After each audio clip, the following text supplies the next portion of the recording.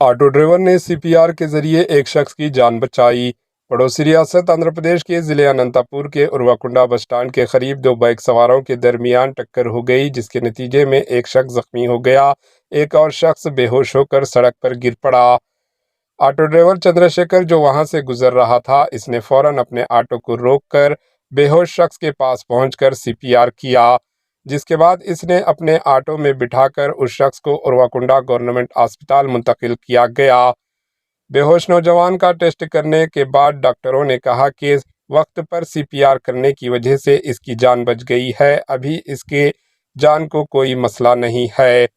Auto driver Chandra Shekhar کی بروقت سی P R انجام دینے پر ڈاکٹروں نے اس کو سراہا اور کئی نوجوانوں نے اس کی جان بچانے کے لیے اس کی خوب تعریف کی۔ Bureau report, AHN news.